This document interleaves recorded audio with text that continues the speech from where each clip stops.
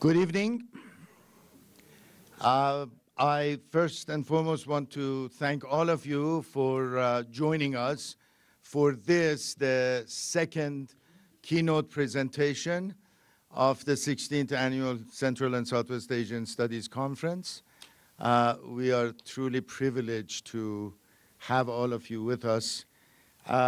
As you have probably seen, most of you, this has already been a wonderfully successful conference.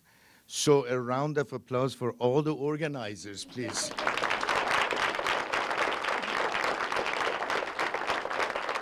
I want to especially recognize a few people here who have really worked hard to make this happen. I know we have done this almost on every occasion, but I think it's very important for us to remind ourselves the dedication and commitment that it takes for this kind of event to come together. First and foremost, the co-director of the Central Southwest Asian Studies Program, Dr. Ardi Kia. Ardi, please stand up and be recognized.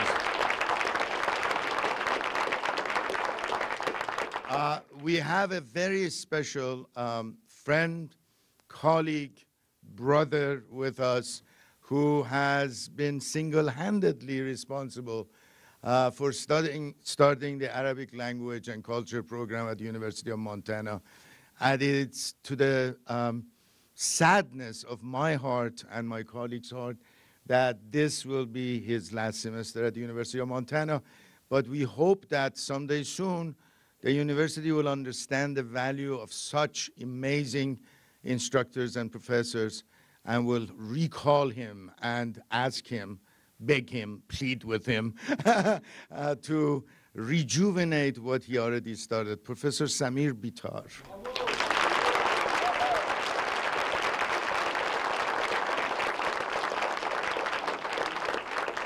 The other colleague who gave a fabulous presentation and has been instrumental in educating us, but also bringing a new dimension to our discussions.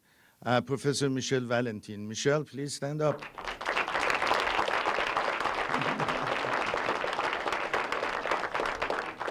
But we are here also to recognize a very special person, a person that I have watched for many years now, dedicating his life. When this university did not have money, he would teach courses for free. And in order to really maintain the integrity of the program that he was responsible for, and that is the Chinese language and culture program, we have a brother, colleague, and a very dear friend in Professor Zhen Zhao. Zhao, please come here. You're not done. We have a very small gift for you, a recognition trophy for all you have done for us and your students.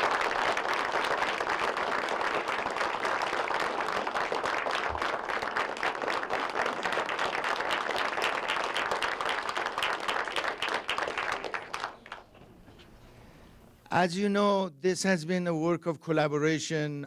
Central Southwest Asian Studies Center feels blessed that we have received so much help and support from so many different organizations and individuals. And one of those organizations is, of course, the Montana World Affairs Council. And in the last several years, this collaboration has grown by leaps and bounds. And this year, in particular, our two dear friends, Bob Seidenschwartz and Janet Rose, were amazing to work with and very much instrumental in making this conference happen. So I want to ask the Executive Director of the Montana World Affairs Council, Janet Rose, to say a few words of welcome to you. Janet, please. Thank you.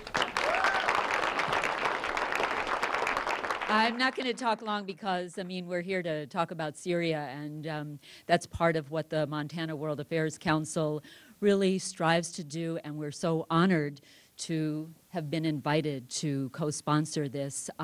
You know, the beauty of Montana is that we are often so insulated from all the challenges and the difficulties of what's going on in the world around us.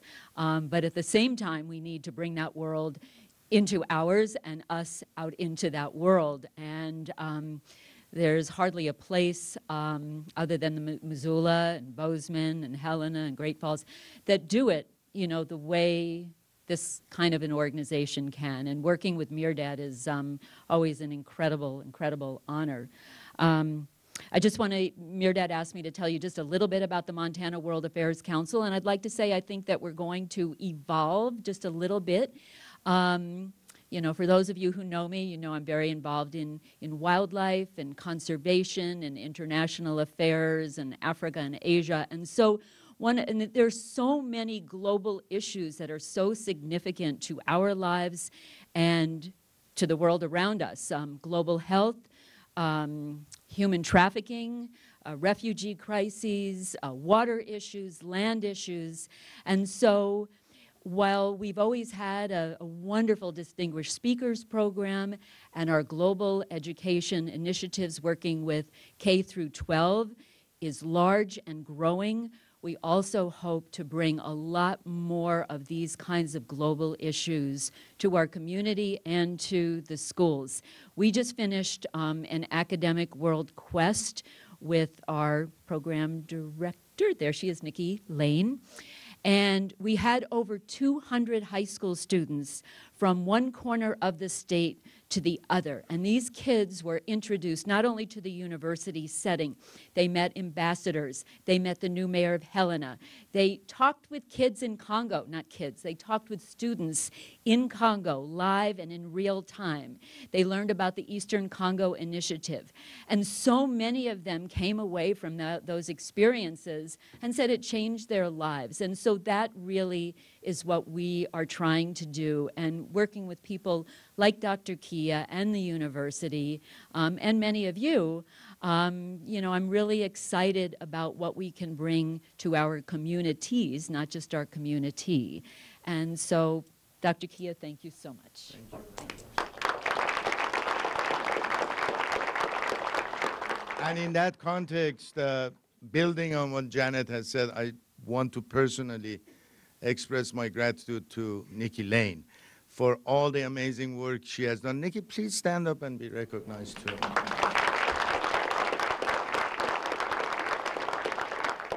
We unfortunately have to say goodbye to a wonderful group of scholars from China. They're leaving tomorrow morning at 6 o'clock, which means getting up at 3:30 these days, or 4 o'clock. But we really appreciate them traveling thousands of miles to be with us on this occasion. And I want to ask them one more time to stand up so they can be recognized.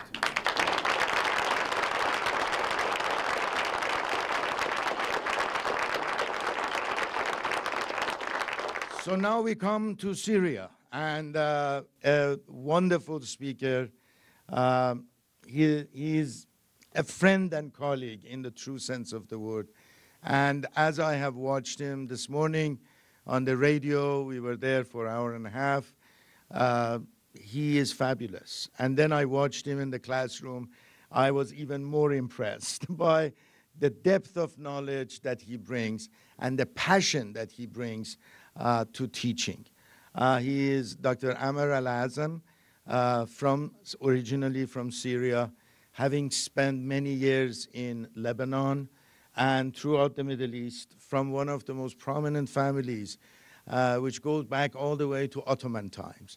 Those of you who have had my classes, you know what we are talking about. And the Azam family is one of the most recognized and one of the most distinguished families in the Levant. And it is because of that, but it's because of the scholarship, the analysis, the passion that he brings to the field, that he's so well recognized in the Middle Eastern studies. He's a professor of anthropology and history at Shawnee State University. He dedicated his life to the preservation of cultural heritage, archaeological and historical sites in his ancient country, Syria. He fought for them, and when he couldn't, he had to leave the country. And of course, he will talk about that a little bit, but he continued the fight outside of Syria, and he continues to do that. And what is amazing about him is that he's a man who has never given up.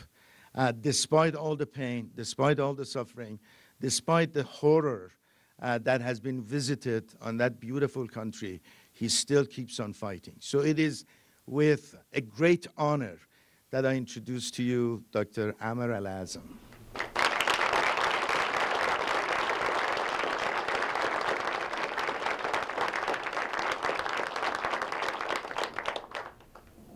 You know, Kia, Professor Kia, Mehrdad Kia,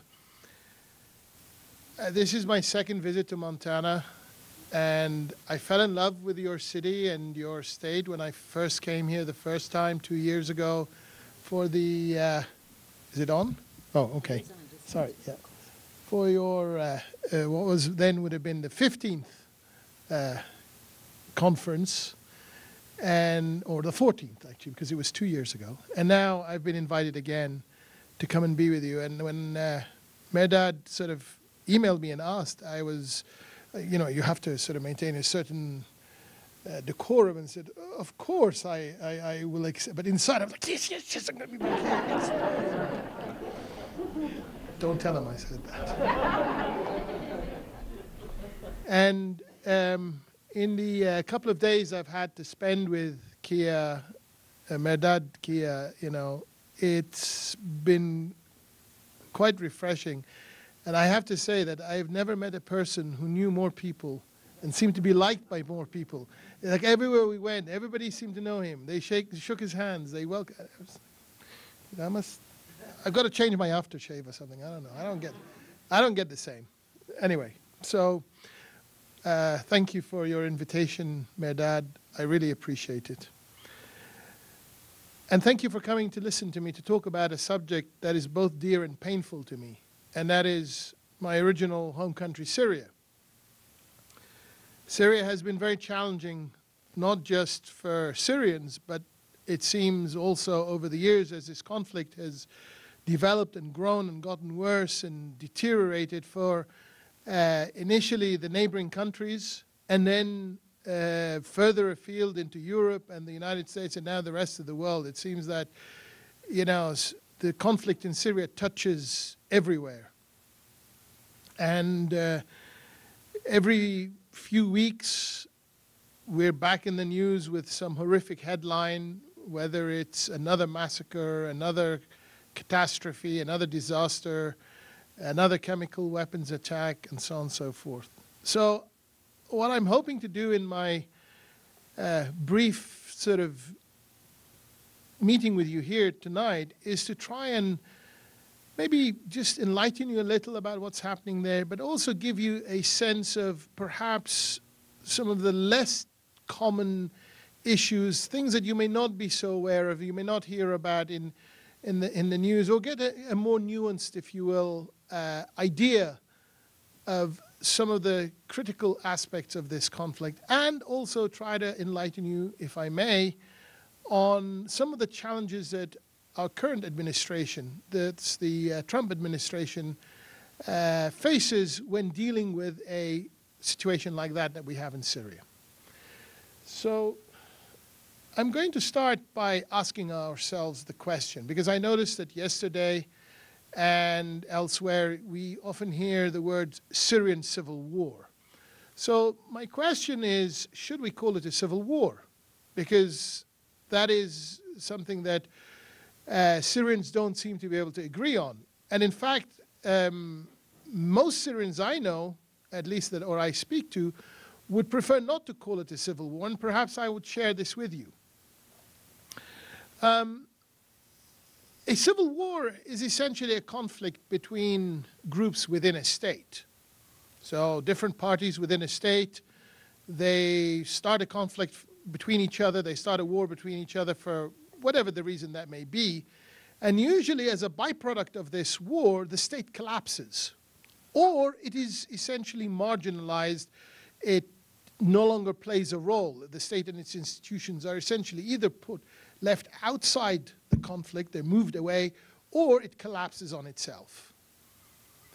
In Syria, unlike your classic or typical description of a civil war, the state itself essentially declared war on its people. the state represented by the regime and its ruling elite. And that, for me, makes it much harder to recognize it as a civil war in the context that we normally think of civil wars. The second part of why this civil war label is difficult to attach here is that often civil wars, as I started off, by between two groups of the same state. You look at the people fighting in Syria today, I promise you that on both sides, on all sides, there are many more foreign non-Syrians actually fighting there on the ground. On the regime side, on the Syrian regime side, you have thousands of Iranians, Afghan Hazaras, Lebanese Hezbollah, mercenaries from Russia, from, I think the company's called Wagner.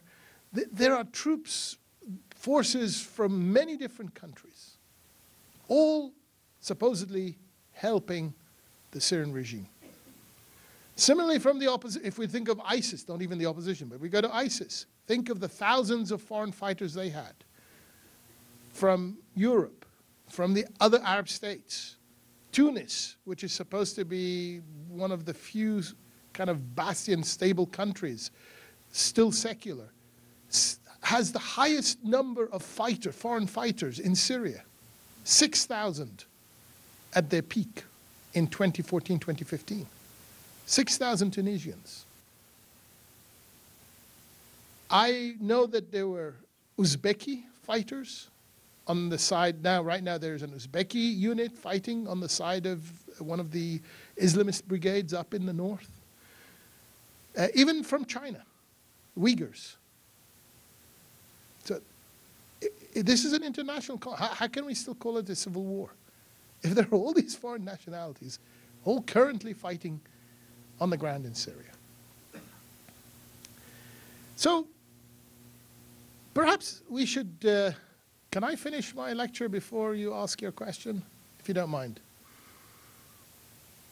So the next point is, in terms of the conflict itself, how did it start? By way of a reminder or refresher, some of you might already be very familiar with it, others maybe not so much.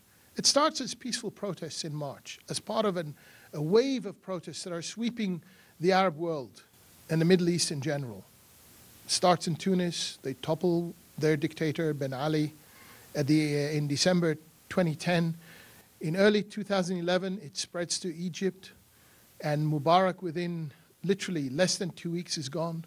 It then spreads to Yemen, Bahrain. Protests are erupting in Jordan. In Libya, again, I remember it was late February when the Libyan protests started.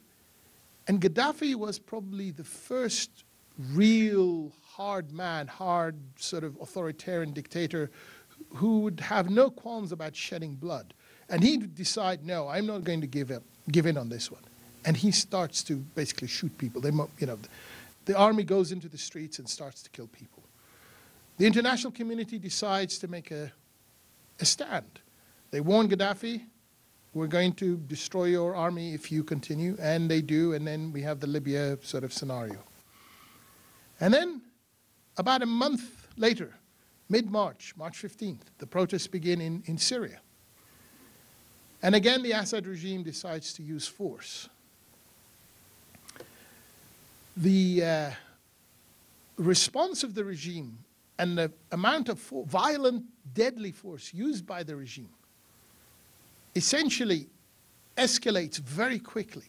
And every day and every week, the numbers of dead and arrested rises. So that by the end of the summer of 2011, as we go into 2012, it shifts from a civil unrest type movement, civil society, local protests, to a fully fledged military confrontation between an armed opposition and the armed forces of the regime. Essentially, we're at war now. And we have been at war with this regime since 2012. The regime's narrative on this, it's a binary. It's a binary approach. Either me or these radical terrorist Islamists. And it would try repeatedly to find some sort of label. And so in 2011, they would accuse them of being Muslim Brotherhood. When they couldn't find any Muslim Brotherhood amongst them, they decided to accuse them of being foreign agents. I remember in 2011, TV, anchors and TV sort of talking heads from the government side would get on TV and accuse the Qatari government and BBC of staging mock protests in their studios and filming them to pretend they're in Syria. There was one spokesperson who I actually knew personally, who went on television and in an interview with the BBC, when asked about the flow of refugees because of the increasing violence, heading towards Turkey and Lebanon, she said, no, they're not refugees. They're holiday makers. They're off on holiday. I'm not joking. You can find her. I can give you her name. You can find her interviews. So for them, and eventually it develops into, when they run out of options, it becomes, okay, they're radical Islamist terrorists. And to make the point, they release a whole group of radical Islamists that the regime had kept in its jails and brought in and out of jail to use at various times. Because this is a modus operandi. This is a standard way. If you think of the regime's playbook, it is to use proxy forces to destabilize neighboring countries. They did it in Lebanon in the 80s and 90s. They did it in Iraq when we were there. And it is well documented how terrorist groups were being trained in Syria from 2003-4 onwards. Then they were being sent to Iraq to fight there. I have personal experience with this because I was teaching at the university, and we would have these large sort of halls where you had students and they would be packed. And then after a while, I noticed that there were gaps in the areas, and some of them I knew by face. I didn't know them by name. So eventually I asked some people, I said, wasn't there a group of students from such and such an area that used to sit in that area here? They're gone. They said, oh, don't you know, sir? And I said, no, where are they? Oh, they've been recruited to go fight jihad against the Americans in Iraq. This is 2004, 2005. Under the auspices of the Syrian government. In Zabadani, which is a suburb sort of in a mountainous, it's like outside Damascus to the west side. It's a summer resort area, but also well known for having training camps for various organizations, including the PLO and Hezbollah. And there was one particular camp known as the terrorist training camp. It was supposed to be a secret camp. Nobody was supposed to know about it, except that if you got into the public transportation, which we call microbuses, small minibuses, and you would say to him, drop me at the terrorist camp, he knew exactly where to drop you. Because the guys being trained in the terrorist camps, when they got their day off, they needed to come into town, so it became a regular stop on the highway. From the opposition side, our narrative, no, it's a revolution. This is not an either or. This is not Assad regime or extremist radical terrorists. We're talking here 2011, 2012, 2013. There was no ISIS, there was no Al-Qaeda yet. And of course, you then have the regional actors, Iran, Hezbollah, Turkey, the Gulf states, and then finally the Russians and the United States all get involved. And it becomes, we say in Arabic, salata, meaning salad. It makes chopped salad. The first real problem for us, and if you will, an expanding dimension to this conflict, that the conflict was not going to be contained, that this conflict was going to spill outside the borders of Syria, and it was going to begin to damage neighboring countries, was in 2013 when finally, out in public, in the open, Hezbollah forces start to fight alongside the regime in the middle of the country around the city of Homs, in an area called Qusayr. And they begin to, in a way, turn the tide for the regime for a while. And then, obviously, other regional actors counter that by providing more support, more weapons, and so on and so forth. And then the next major input, if you will, from an international power comes in the form of the Russians, who start a bombing campaign under the umbrella and auspices of joining the war against ISIS. Now, this is really important. I want you to sort of watch this. So you look at, sorry, take this. So you look at the map up here, okay? All this territory here, okay, this is the ISIS territory, okay? All this sort of beigey territory. This is in 2015, 2016. All these red dots, these pinky dots, this is, and the red, this is, the red and pink are all the Russian airstrikes. So between September 30th, 2015 and January 25th, 2016, and then February 2016, they're all concentrated in this area here, here, here, and here, with a few hits here. So even though Russia was supposed to have gone to war against ISIS, they're not really strong. These are all the coalition airstrikes. This is us. All this is us. United States, Great Britain, France, so on and so forth. But the Russians are busy hitting the opposition, who are also fighting ISIS, by the way.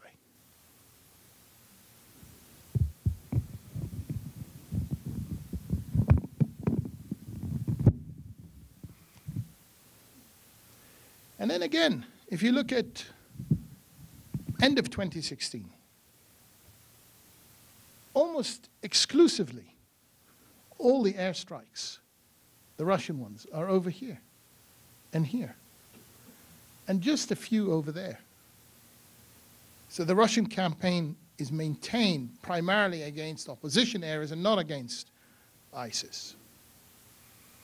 So what are the outcomes of this? Which brings me to my third point for tonight.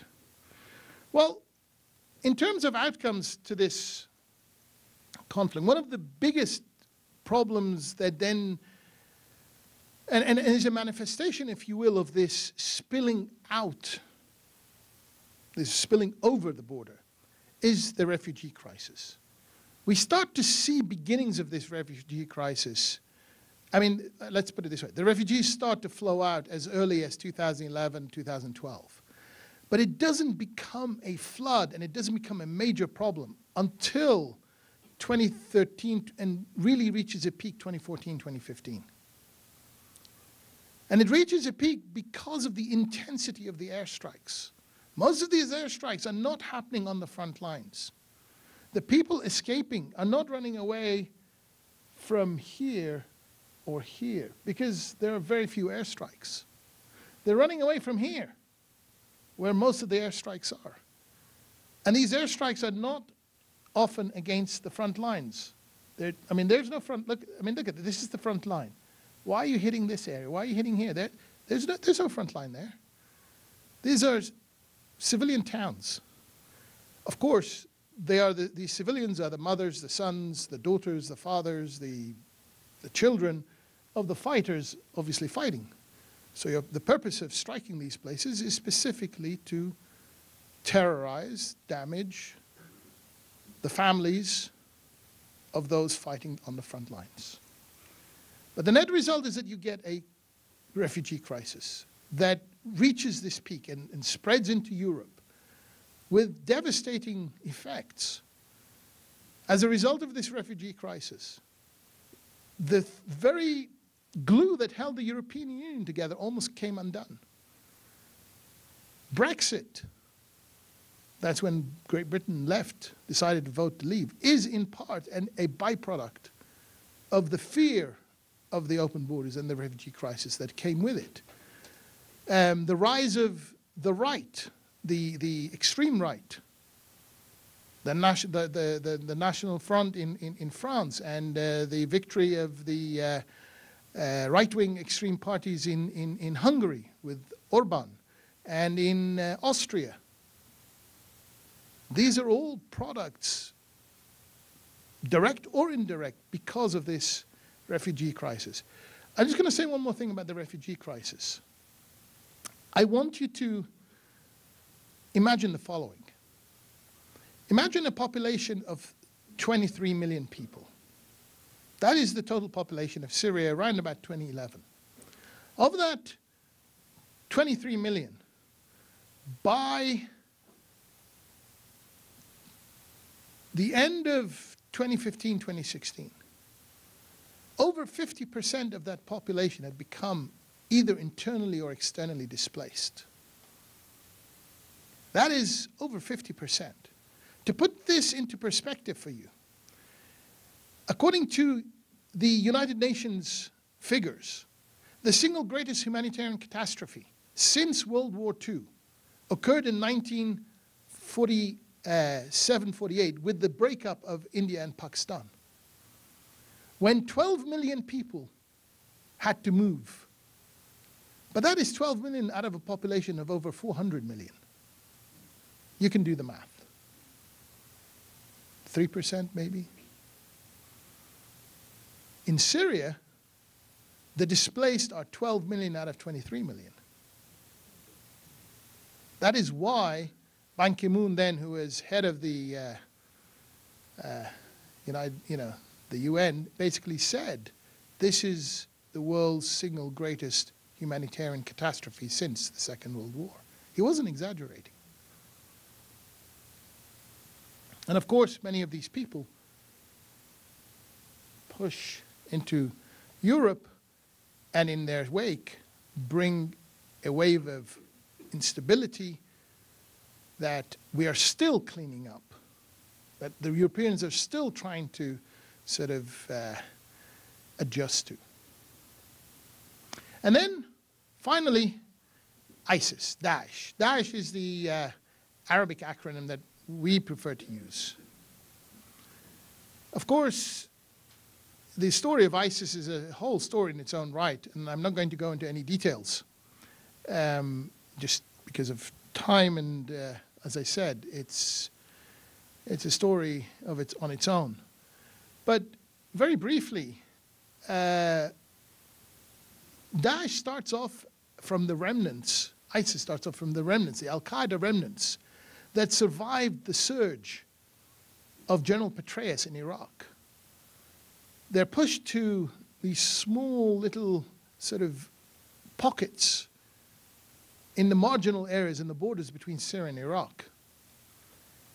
When Syria starts to destabilize, they quickly move into Syria because that gives them more space.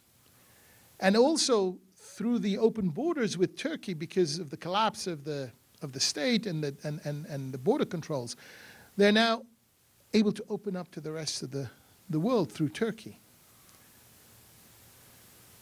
In 2013, I was in this, I went, summer 2013, July 2013, I went down to the city of Raqqa. It had only about a month and a half before then been basically taken away from the regime.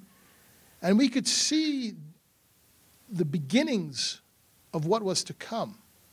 And some of us actually really went and tried to speak to people and say, hey, look, if you don't get some sort of control over this city, you're leaving a void there, and it's going to get filled by one of the Al-Qaeda type groups.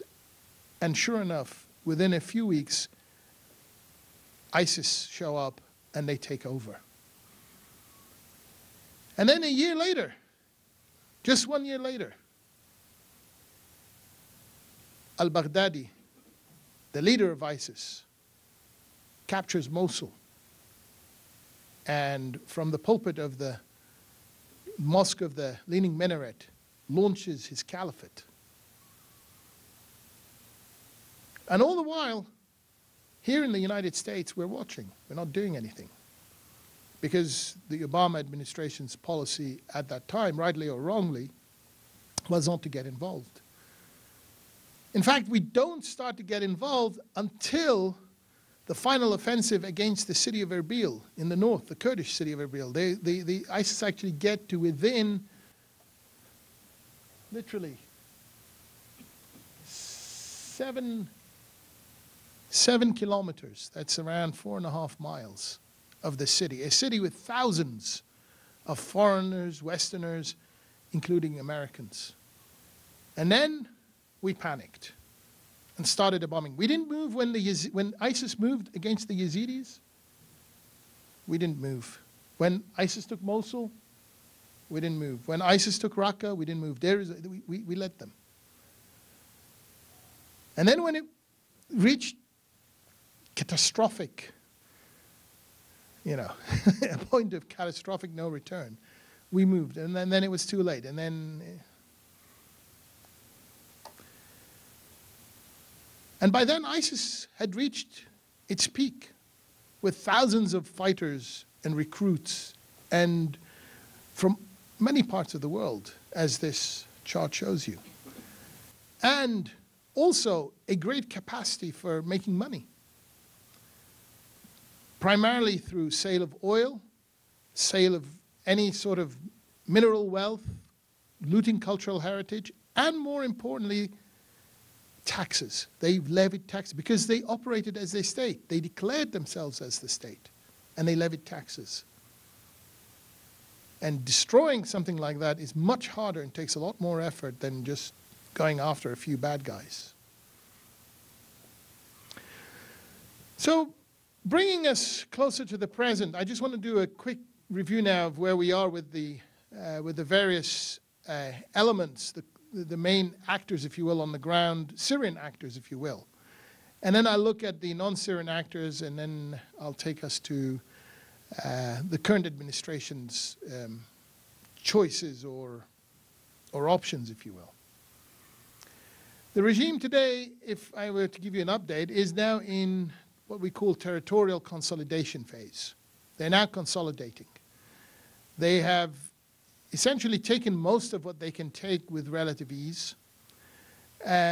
Future campaigns against new areas, I'm going to sort of grab this because I want to point to the map. So moving against these last remaining major bastions of the opposition, with the exception of this area here, means you're going to have to clash with other external powers. In this area here, we control this area. This is US. Here, it's under Turkish sort of control.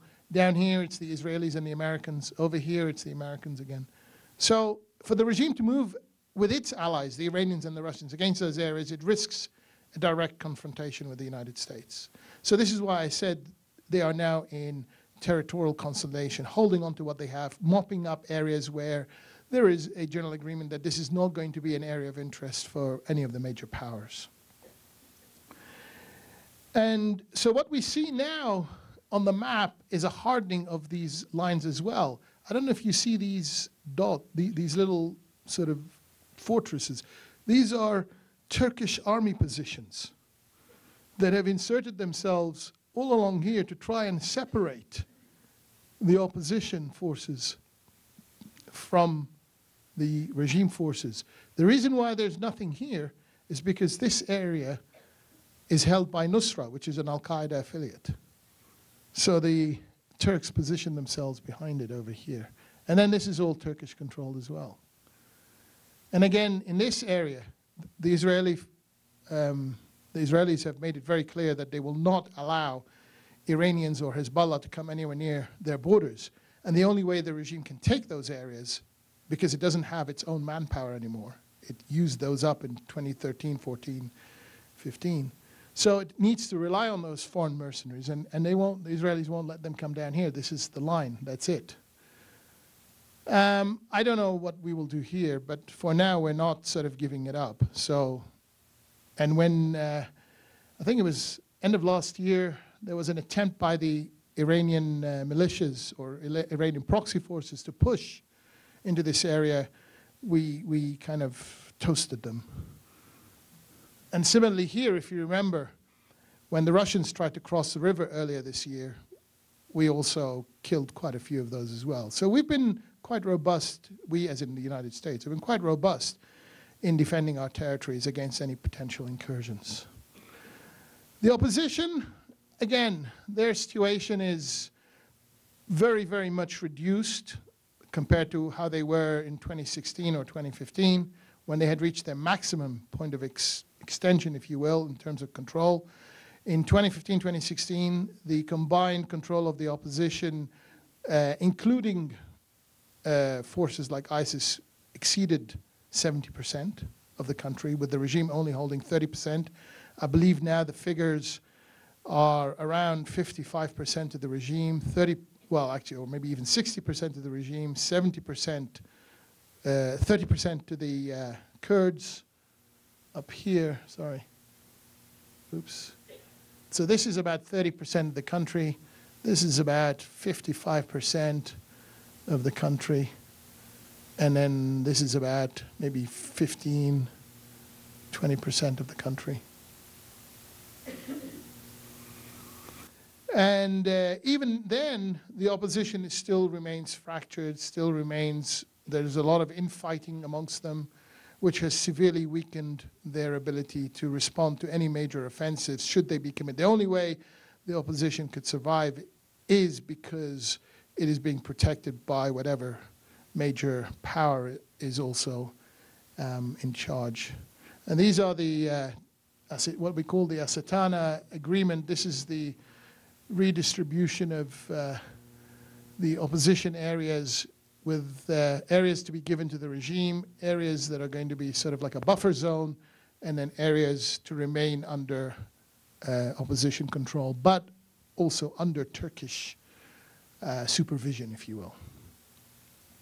The only one that we should pay attention to, really, because it's interesting here, is the southern front, because of the Israeli presence. Of all the fronts, there's been a lot of movement and change of territory between the different sides from 2015, 2016, 17, and 18. And most of the shift has been from opposition to regime, except in the southern front, where it has been pretty stable. There was some losses up here. This is an older map, but there were really some losses up here and a few over here. But that's it. The reason? Because the Israelis maintain it. They maintain a red line. You cross it, you get burnt. And that's why it's been fairly stable. And finally, the third component are the Kurds, who you may have heard of. There are allies in the Eastern Territories over here. This is all now controlled by the Kurds, even though their core areas, the main Kurdish population centers, are right up here. But they have managed to spread right across to here and all the way down here. And this has had a very significant impact, because in their core areas up here, they are the majority population. But when they move all the way down here, they're no longer the majority, they're now a minority population. So even though these territories are normally under Kurdish control, the majority of the population there is not Kurdish, it is Arab. And that, for me, has great potential, either for amazing things to happen, if we invest in those areas correctly, if we find a way to encourage these people to work together, build the sort of institutions that are necessary to ensure that some form of civil order and some form of democratic process can occur there, then there is hope and a future. But the other side of the coin is that the Arabs and the Kurds will not get along, and sooner rather than later, a new civil war or a new insurgency, if you will break out here between the Arabs and the Kurds. And we'd be caught in the middle of that. It hasn't happened yet. We have, I think, the capacity to make it go either way. The jury's out. And finally, I just wanted to point out, this is the Afrin area. You may have heard of this as well. This is another Kurdish area in the far west of the country over here. Turkey launched an offensive against Afrin in February and essentially drove the Kurds out of it. The primary purpose was to expand their area of control over northern Syria. So you can see now the Turkish control zone runs all along the border and all along into this opposition area here. So why is all of this important? Because it now tells us not just who's in charge, but what future prospects for Syria might look like. The main protagonists on the ground, the Syrian protagonists, if you will, are the regime in one side, the opposition on the other, and the Kurds. So these are the three Syrian components. But today, none of those Syrians have any choice or real power to make any decisions about their own future or actions on the ground or in terms of what they would like their future to look like. They're all, each group is under the direct control and are essentially beholden to one of the other great powers. So the Russians and the Iranians, they essentially determine what the regime does. So if the regime wants to go to the left and they say, no, you're going right, it goes right, because it cannot do it on its own. Similarly, the Turks now control almost all the opposition areas in the north. So really, the opposition has to do what the Turks tell them to do. And the United States, we control that large territory over here. So this is the US territory. This is the Turkish-controlled area. And this is the regime areas which are essentially under Russian and Iranian control. And down here is that area which is under also US and Israeli control over here. And this dynamic is essentially now what shapes events on the battlefield. And when negotiations occur between parties, that's the dynamic that rules. And it rules because it is based not on the interests of Syrians living in these areas, whether they're Kurdish, whether they're regime, or whether they're opposition. It is based on the interests of the key actors, the regional powers, and both their domestic and international needs. I've summed it up in a way with this, so that you get an idea of how these national interests and, if you will, domestic interests of each of these major powers essentially play off. Turkey, under Erdogan, he seeks to improve his popularity and legitimacy amongst his people, amongst his population, amongst the Turks. He's just called for an election. Just now he's called for a snap election this summer. So he needs to look good. And the way he does that is by attacking what the Turkish state has labeled as enemies of the state. And for Turkey, it's the Kurds. So as long as he keeps beating up on the Kurds, he's going to win the popularity stakes. And so he's going to get elected again. Similarly with Putin, Russia. His popularity is based on him being able to project a powerful, strong, resurgent Russia that is respected and feared around the world, that now has shaken off the shame of the failure and collapse of the old Soviet Union. To understand Putin, you have to understand the trauma that he and his type went through when the Soviet Union collapsed, and they went from being able to dictate and demand anything they wanted in their countries to becoming minor actors, and he had to claw his way back up. And he gets his legitimacy from being able to project power around different parts of the world. He recently had an election, so it was important for him.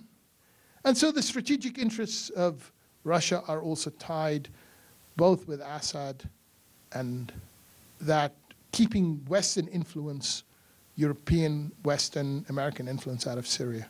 As long as he's able to do that, he looks good. And then finally we come to our fellow here, our man Trump, in the United States, again, he seeks popularity amongst his own base. He's constantly in election mode. And again, the strategic interests of ISIS, as we declare them, are defeating ISIS, containing Iran, but also there is the internal Trump election narrative that he has to maintain so that he keeps his popularity with his base. So for Trump, he has a dilemma. America first, and if that's the route he's going to take, it means he's going to have to withdraw from Syria and the world, versus America great, which means we also have to counter the Russians when they project power, and we have to also be assertive back. We have to contain Iran and destroy ISIS. So which one is it going to be? Are we going to be America first, or are we going to be America great? And it seems that at least this administration can't make up its mind. 1 minute it's got the America great hat on, 1 minute it's got the America first hat on, and they keep kind of getting in each other's way, and they're trying to figure it out. Finally, I want to talk something about, just close off with the chemical weapons attack. And kind of, in a way, it'll give us some sense of not just the horror that is happening in Syria today, but also perhaps how the international community is dealing or addressing with this issue, and including the United States. As you all know, Duma, April 7th, 2018, there was a reported chemical weapons attack, 70 dead, over 500 affected, and these figures are according to WHO, the World Health Organization. I didn't make these up. And you should also know that this particular attack is not the first, not the second, not the third, not the fourth, not the 10th. It's well over 200 attacks. Some of these attacks use chlorine gas, others use mixtures of chlorine and other nasty chemicals and substances like sarin. All very deadly, all very unpleasant. If you think chlorine is just something you wash the toilet with, you all know the gas used in the First World War that really brought about the conventions. That was chlorine gas. It burns your lungs out. When you inhale chlorine, you cough your lungs out. That's what happens. You literally, when you cough, bits of your lungs come out. That's the effect of chlorine. I don't know which is more merciful, chlorine or sarin. At least sarin, you die. I mean, this one, you just keep coughing until you have no lungs left. Khan Sheikhoun, 1 year ago, last April, 83 dead, 300 affected. And then the big one, where in 2013, Assad regime hit several areas around Damascus, 1,400 killed, over 3,600 affected, which brought about the big, you cross the red line, was the Obama administration going to strike? Then in the end, they came up with this fantasy sham story about how they were going to essentially, the Russians were going to persuade the Assad regime to hand over all these chemical weapons, and then we played around with the words, these are the declared weapons. Of course, that means we don't know about the undeclared ones. And this was all part of the Iran deal that we were supposed to be also cooking, and we didn't want to upset that, so we were willing to let that ride. I'm not going to go into those details. But the net result is that this is the area around Damascus. These were the opposition areas, and that was Duma. That's where the strike happened. What can we say in closing about the latest airstrikes? Were they effective? Were they worth the money? We spent millions of dollars firing over 100 Tomahawk missiles. I'm a taxpayer like the rest of you. I think it was a complete waste of money.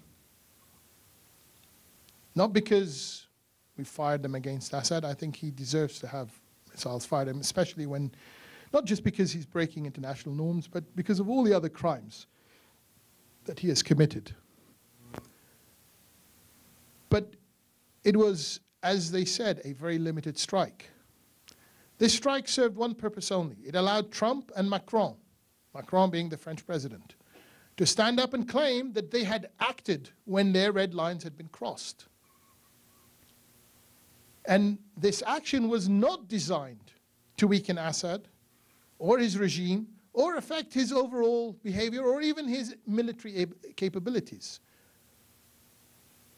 nor stop him from committing atrocities. That much is clear. Why? Because there was no substance to the message. And these are the 3 sites, 2 sites up in Homs and 1 over here. For me, had we chosen, you can fire, you can hit those sites, that's fine. And they're not important. They serve no importance. You know, the fact that they hit this center for research, this center for research has been defunct for a very long time. More importantly, putting together chlorine gas bombs and mixed with sarin is something you can mix in any basement. You can mix it in your own basements. You don't need a lab. You don't need, you know, professors in white coats to do it. It's a very low-tech thing. So what really needed to happen, in my opinion, in order to send a clear message to Assad that this type of behavior is not acceptable, was to target what I would call a high-value symbolic target. A high-value symbolic target is a target not designed to essentially damage Assad's military capabilities. That is not the purpose, because we don't want to do that. I'm trying to stay within what is our national strategic interests. And we have decided, rightly or wrongly, these are our strategic interests. We don't want to damage the Assad regime. But we want to deter the Assad regime from using chemical weapons. If that is our purpose, and I'm going to follow that just for the sake of argument, then at the very least go after a value target like one of the palace on top of the hill. This is a large palace complex. It was built on land confiscated from my family, but that's another matter. So it's true, it's true. And it sits right above Damascus looking down. And every Damascene looks at that palace and knows the power it projects, the authority it projects. And you can send him a message and ask him to leave. Say, look, we're going to strike it after 1 day. I don't care. Because when you hit that, the shockwaves that it will send amongst the ranks of the regime, its supporters, will shake the regime to its core. That's the kind of message you want to be sending. And then I promise you, they will not use chemical weapons again. Because you've drawn a red line and you've...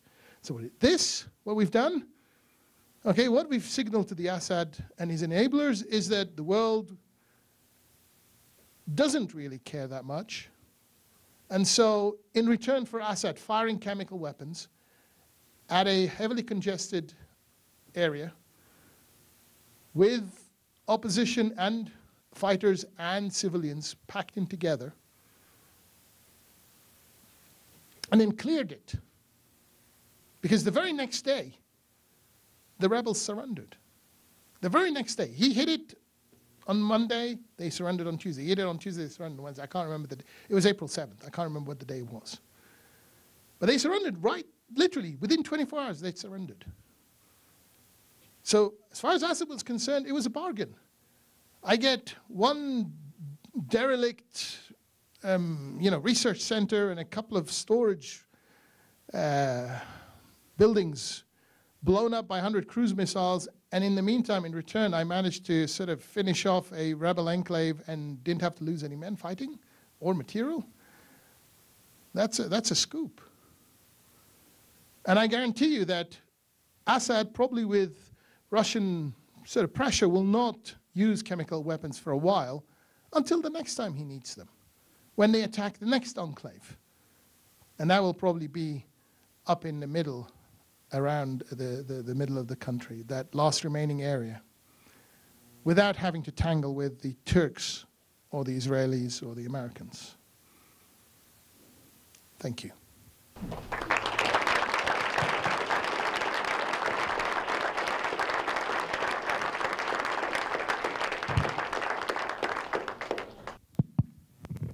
Questions? So we have 2 microphones.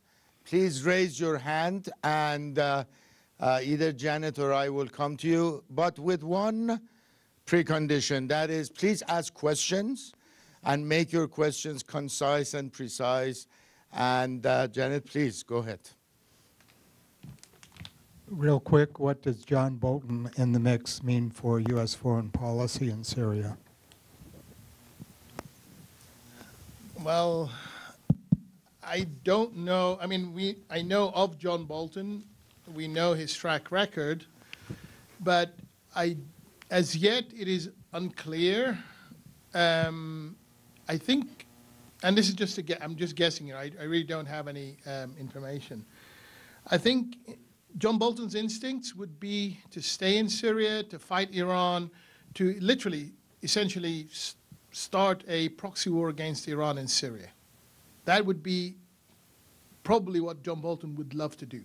But his boss has made it very clear that he wants nothing to do with Syria and would like to get out yesterday before today. Because, remember, I told you, is it America first or America great? And he keeps sort of flipping between the two. So until he settles on something, and right now I see the meter, if you will, tipping more towards the America first. And therefore I suspect that he's probably going to get out, and I don't think John Bolton will get his wish. He might get it elsewhere in other ways, but I don't think he's going to get it in Syria. Early on, you referred to a lot of the initial fightings as mercenaries in the spring offensive. Who would you say was funding a lot of those mercenaries? Well, we know that the Iranians have been paying the salaries of the Hazara, for example, as early as 2013, 2014. These are Shiite Afghans, many of whom had become refugees or had moved to Iran, essentially escaping from their own country. And we know that the Iranian government was recruiting heavily amongst them and then sending them over to Syria, and many of them with little or no training. It was like I know in 2015 it was like a mincing machine. They would come in, they would get mowed down by their hundreds. Many of them got captured as prisoners, and it was really, really sad. And when those who were interrogated, they would say, we were offered, a small, like $500 to come here, and a promise that our families would be allowed to stay in Iran and not forced to go back to Afghanistan. That's one example. Yes? Iran funds the foot soldiers. Iran funds the troops on the ground. Russia essentially, and also props up the regime by giving it, cash. But Russia, on the other hand, provides the air cover. All this air cover and the strategic sort of tactical high above command and control. All this is done now by the Russians. The regime has very little real sort of control over it has very few real troops anyway left. Those were decimated early on in the war. Thank you. Okay, so you talked about if they played their cards right in the Kurdish-controlled area, that it could become fairly stable and probably prosper. So you think there could be maybe a bid to have a Kurdish state in the future? I think Kurdish state is very unlikely because of the other regional actors. I mean, that will guarantee a major full-scale regional war amongst the Turks, the Iranians. It will bring everybody down on you. I wouldn't play with that fire. And I should also sort of maybe qualify my statement a little in that it was really wishful thinking on my part. I mean, ideally, one of the biggest problems we've had in Syria as an opposition is since 2011, we've been forced to look down a very binary sort of situation where it's either the regime or some sort of extremist radical formation, whether it's Al-Qaeda, whether it's Nusra, whether it's Daesh, etc. And both poles, both extremes are essentially two sides of the same coin. And at various times, both sides did everything they could to destroy any potential for any sort of moderate viable alternative. So the reason why, and you are quite right to ask yourselves, well, what's the alternative? The reason why there is no viable alternative till now in Syria, despite 8 years of conflict, is because the regime did its utmost to destroy any, kill, torture, maim, imprison, anyone who could possibly present an alternative. And similarly, on the opposition side, the extremists on that side also went after the moderates and eradicated them. So my hope, and really it is hope, that somehow we would be able to create an environment in this Kurdish area. Because if this is going to become another minority-dominated enclave, then what's the difference between them and the regime? The regime is essentially a minority-dominated state. And then we're going to create another minority-dominated state, and the same grievances are just going to keep building up and eventually blowing up like they have. And they will blow up again and again and again. And each time they blow up, it's going to be worse. And unfortunately, I'm telling you, I don't think my wish will happen. I think the worst case scenario is going to happen. And the worst case scenario is going to be as such. The United States is going to withdraw from eastern Syria. Remember that. We will withdraw.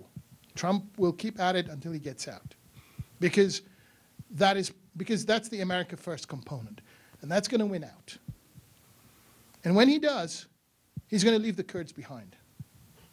And when they do get left behind, the regime is going to move in, ally itself with the Arabs, who are extremely disgruntled because the Kurds have yet to have managed to sort of work with them.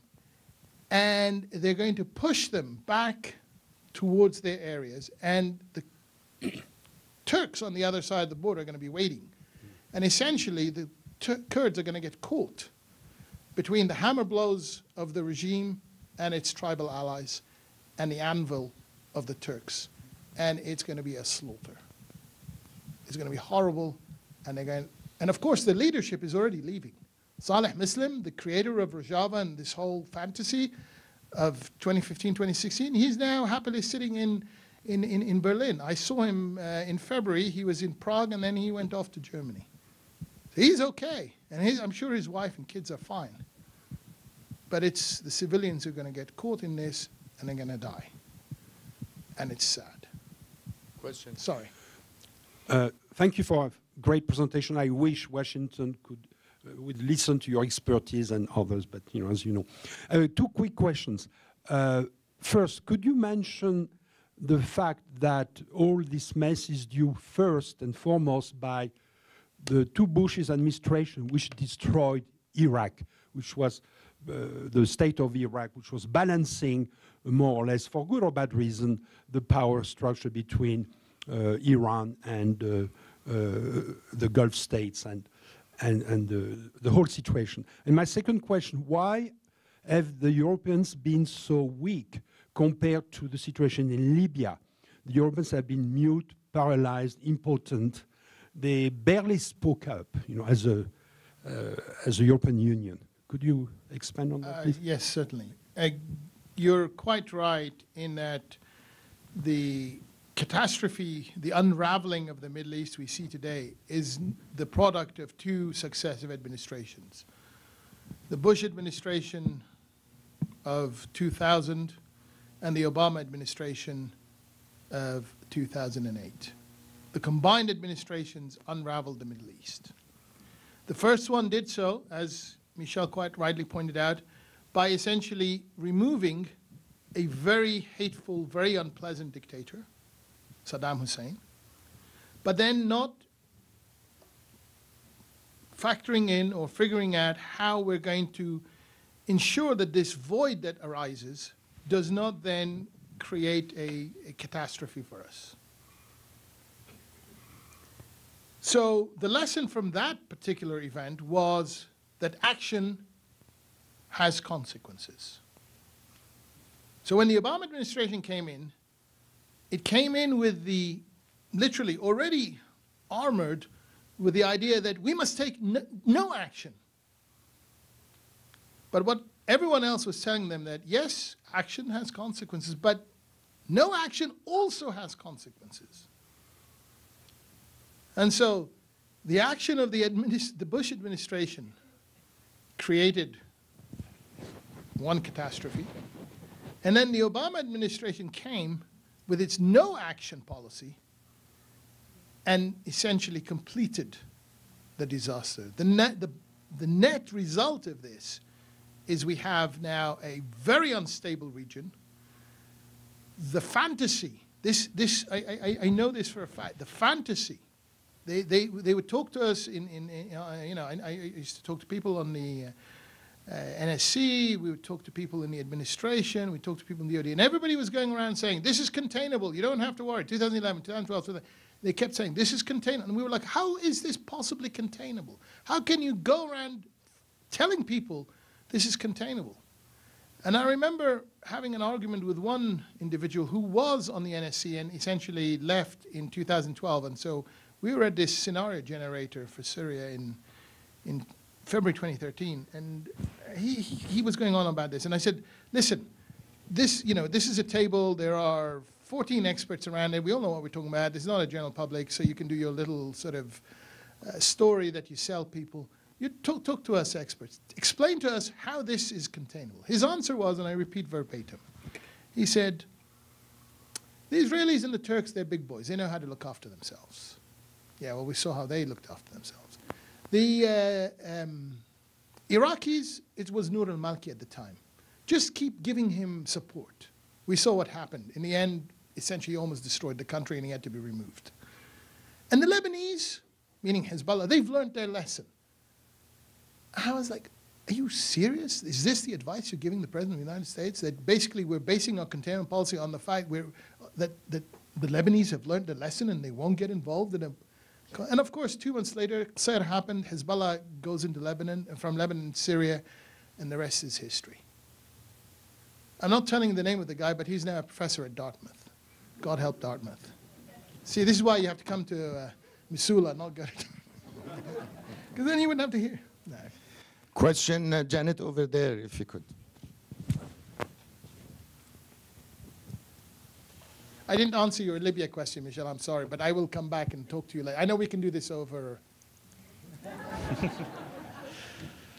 Hello, I'm just curious, you mentioned sort of a possible void that could be left in Syria or sort of a worst case scenario. I'm just wondering, in your own opinion, what would be the most globally beneficial result from this Syria conflict? And would it be this East and West Syria with a demilitarized zone in the middle? Would it be the installation of some democratic system? Or in your own opinion, what do you think would be a good outcome, if there is any?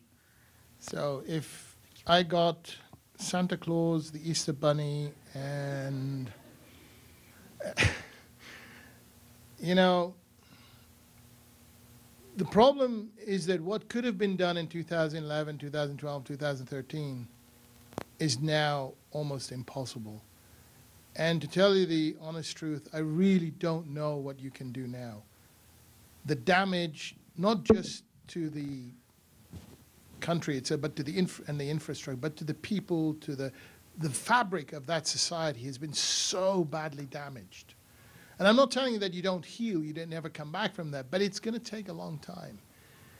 And I do know one thing, what we must not, I don't know if I can tell you what we must do, but I can more easily perhaps, or I feel more comfortable telling you what we must not do. And I think that the one thing we must not do is essentially allow for a continuation of the causes that led to the initial explosions.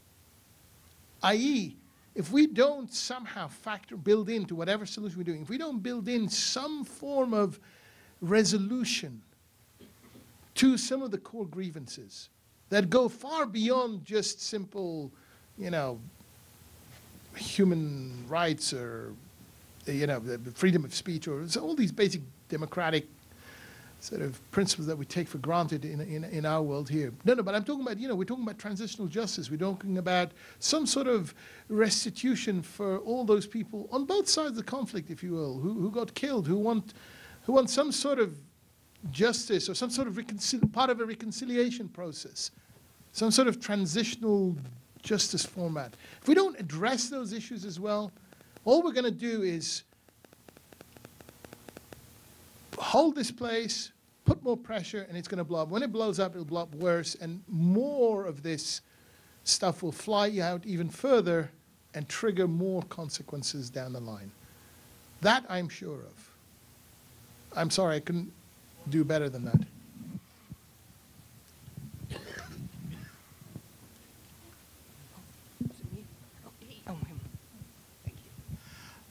I've got a quick question for you about Israel. If it's true Trump gets the U.S. forces out, how nervous is Israel going to be over this situation? I can't help but to think the pressures that they must be contemplating now in terms of the potentiality of the Americans, you know, of our forces being gone, and all of a sudden Israel is sitting there holding the bag by themselves. How do you look at that? Thank you. I hear you, and I think if I was the Israelis, I'd be deeply concerned, because for the Israelis, their strategic priority is obviously to keep the Iranians and Hezbollah away from this area here. And whilst everybody else is busy in all these other areas, then they have a chance. But if everything else gets, if we leave the area here, and then the regime takes it back, and eventually all that's left is this area, they're going to come for them.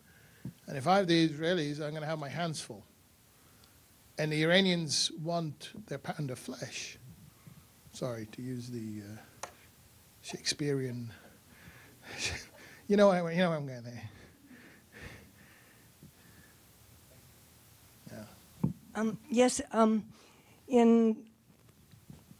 At the Smithsonian last year, I learned about the Amnesty International exhibit where they had all the prisoners of conscience. Yes. And I learned about Tal al-Malawi, the 19-year-old blogger and poet from Homs, Syria, who was captured, and then she was committed to 5 years in prison. And I haven't been able to find out what happened to her. She's supposedly was going to be released in an exchange, a prisoner exchange in 2013, but since then has been incommunicado, and I would really like to find out about, do you know about her plight or what's happened to her?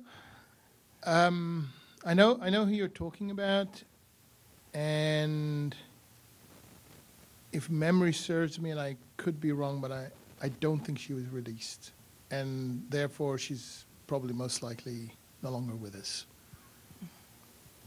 I'm sorry. I can go back and find out, but if my memory serves me right, I don't think she was released. She may have been released at a later one, but I don't remember hearing about it. This is something I'd have heard about. And of course, you know, that's just for blogging, just for writing something against the regime. That's what you get. This is not a, it's not a picnic.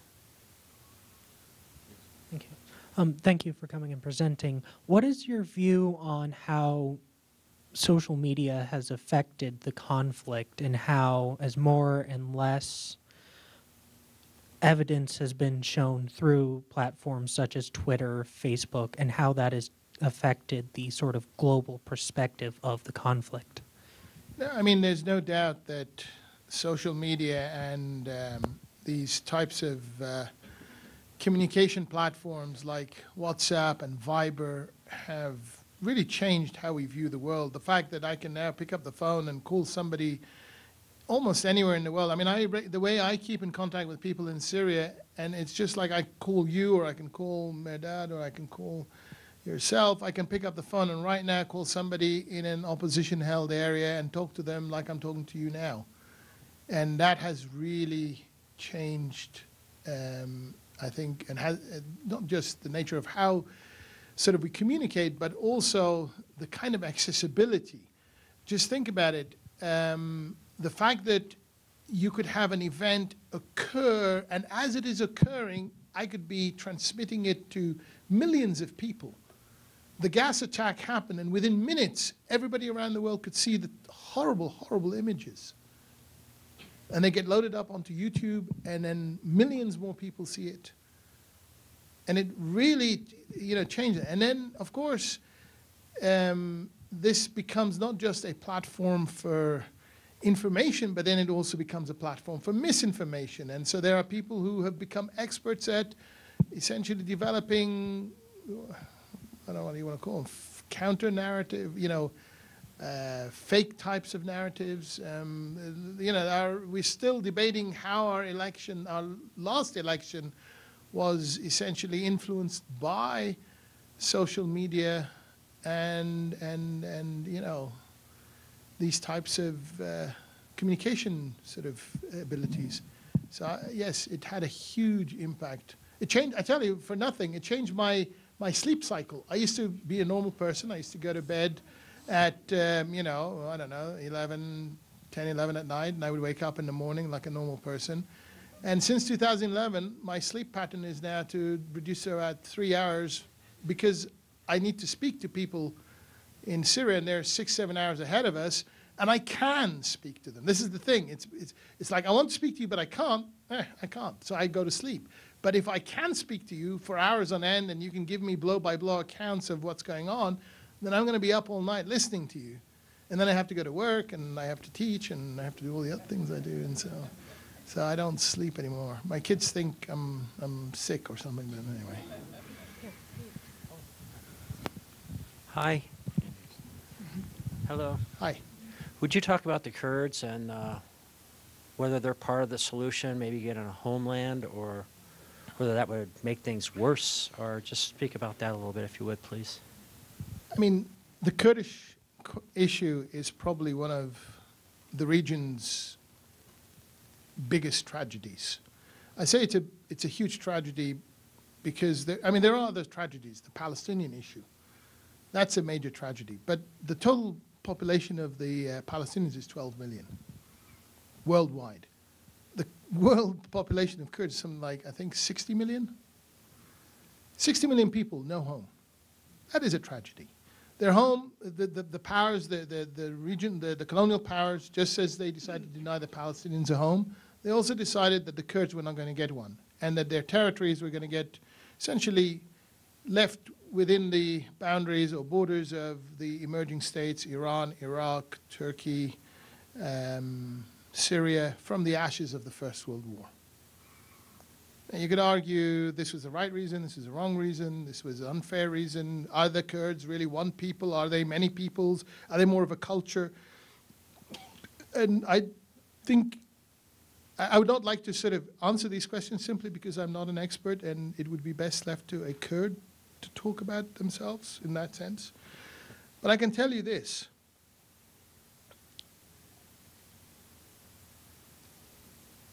Almost 100 years after the Sykes-Picot, I think the 100-year centenary was 2 years ago,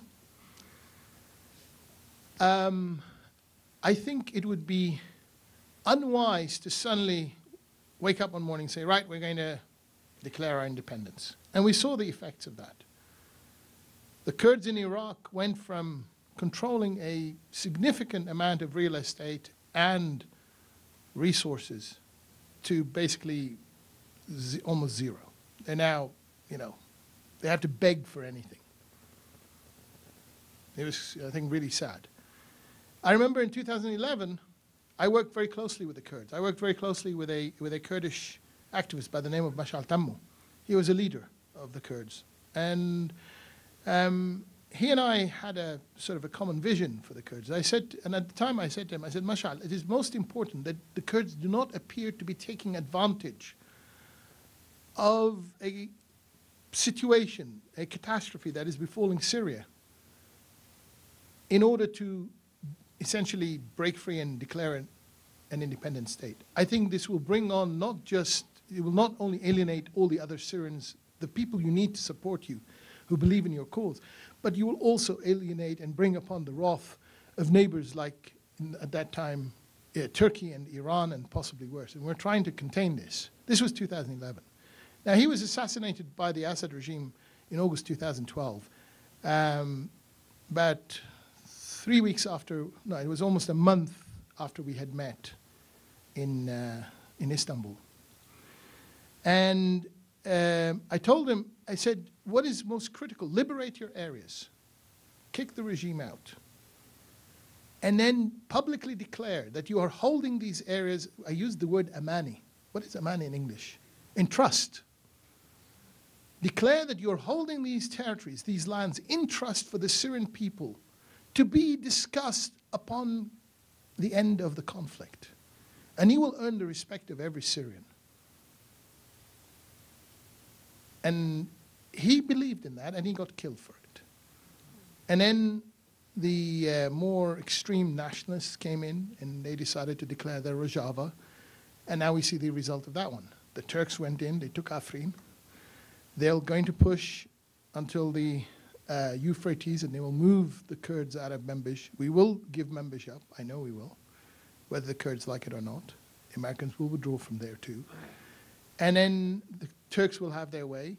And the Kurds, once we withdraw from the eastern side of the Euphrates, the Kurds will have nothing again. And all their efforts would have been for nothing, because before doing anything else, they alienated the very people who are supposed to be their neighbors. And that's never a good thing. That would be my response. Question here, please. Thank you very much for sharing with us. My question is, early on in your presentation, you talked a little bit about how both the U.S. and Russia and their leaders are in this to establish or more popularity or strengthen their positions. If we pull out, if the U.S. pulls out, how will the dynamic change with Russia, do you think? Good question.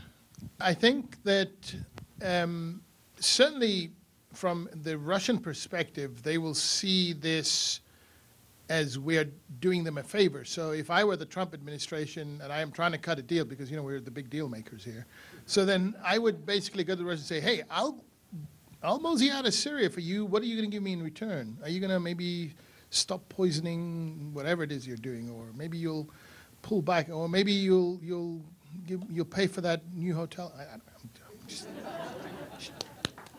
I'm sorry. Wrong place, wrong time. You know what I'm saying? I mean, yes, they would look favorably upon that, I believe. Yes, sir.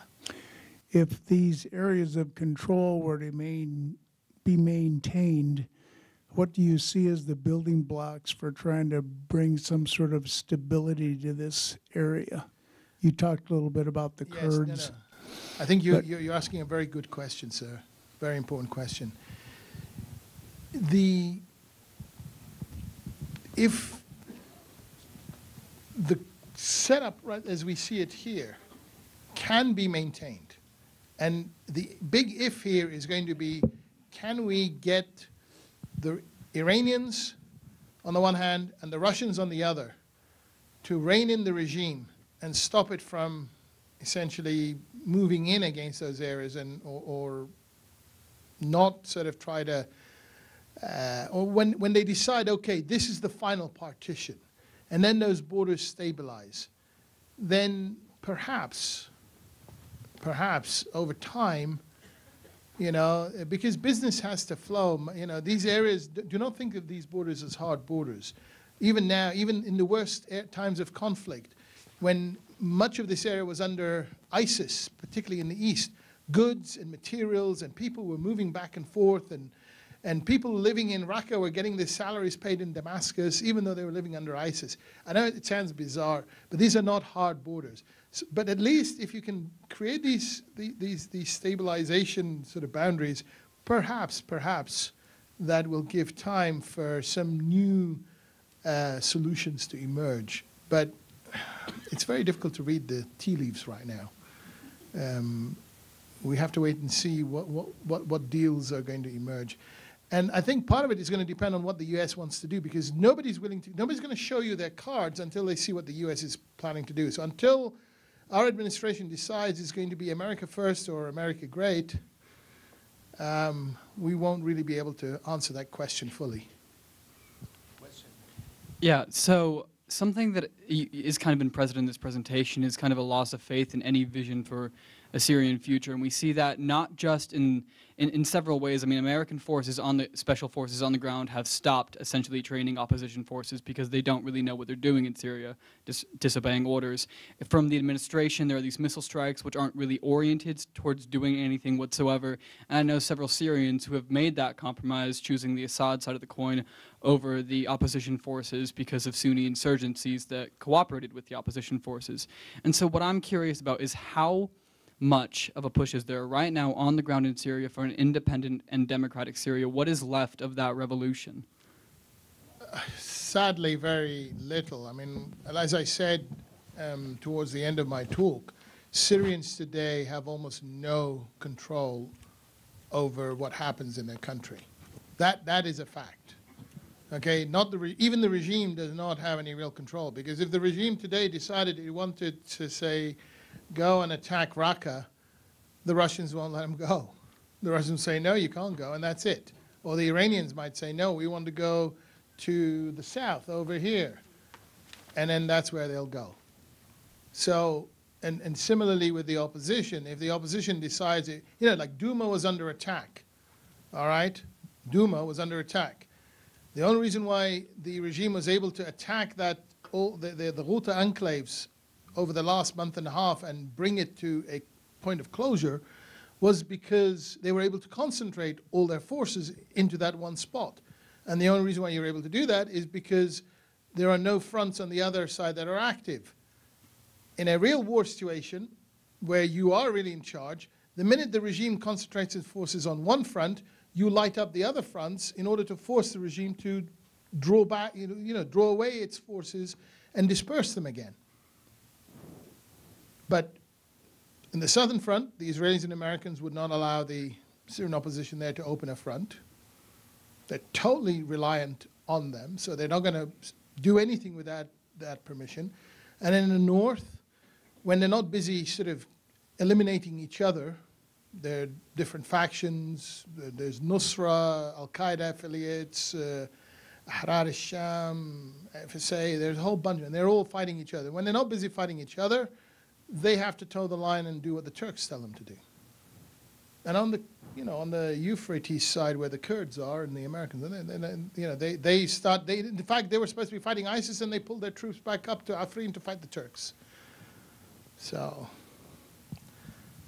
I guess that sort of answers your question, doesn't it? Amar, thank you very much. We greatly appreciate it.